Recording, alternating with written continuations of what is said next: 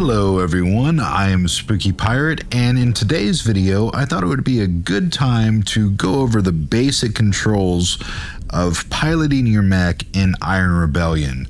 So without further ado, let's get started. So the first thing that you'll need to do is start up your mech. That's done by flipping these 4 switches and you start from left to right. They have to all be switched on before the mech will initialize. And there you go. The mech is live. So one of the reasons I decided to do this video now is a new update was just launched that provided some nice visual aids. So you can look there to see that movement is done with the left thumbstick on your controller. You can see the different controller models there to see, the Vive is going to use the touchpad, but the Windows and the Oculus, those are going to use your thumbstick to move.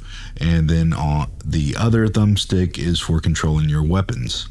So you can't just move the thumbstick to move.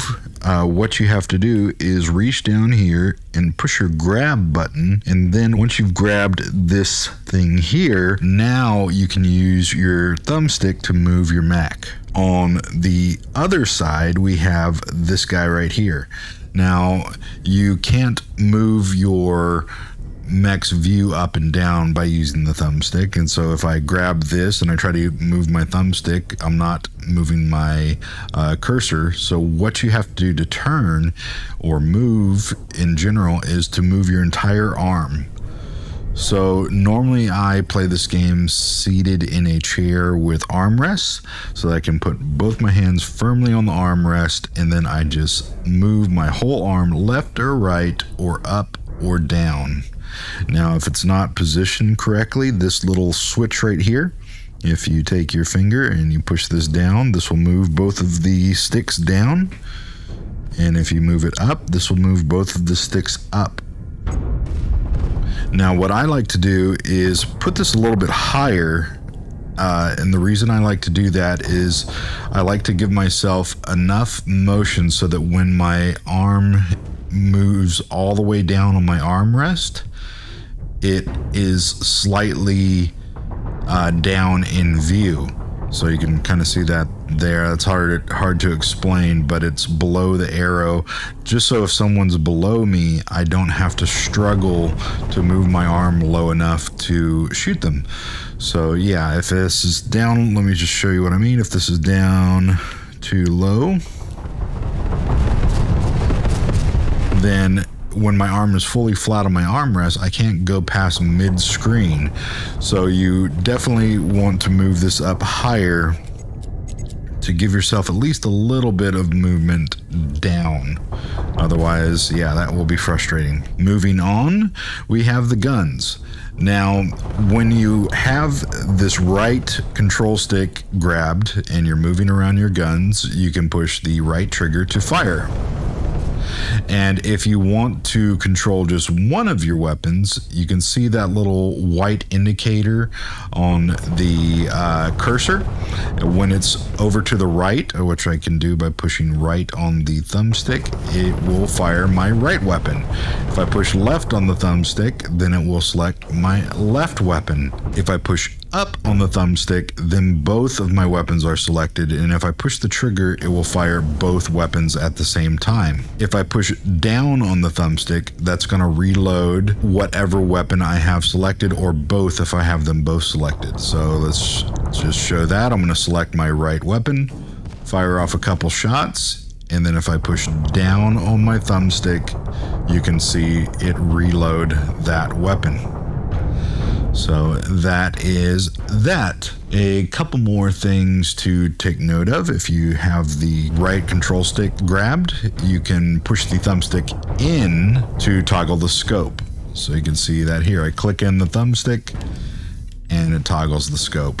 All right, let's go ahead and move to a different map and I'll show you a couple of other things. All right, so here we are in one of the new maps, and I am going to grab both of the control sticks here, and I am going to move my left thumbstick to start walking, and I'm going to move my entire arm left or right to turn the mech left or right.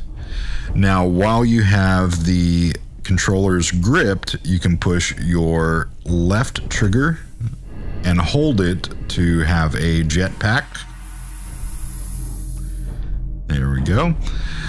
You can also push Y. That is, I'm not sure I can show that. You can also push, let's see if I can see it here. On the Oculus, it is this button here above the one that's highlighted will do a ping marker, so you can ping locations to your team. All right, and this is something that's new to this update. If you are moving and you click down on the left thumbstick, you will actually do a jet sprint. So that is really nice. It feels very Armored Core, and you can do that in any direction. So I can do side to side sprint, forward sprint, and backward sprint. Another thing to quickly go over is the comms. Up here on the left-hand side, this is your comm settings. And basically all that you need to know is if you'd like to mute or listen to other players, this is the button to do so. And if you would like to mute or open your mic, that is done with this button here. All right, and the other thing that I didn't go over is recentering your position.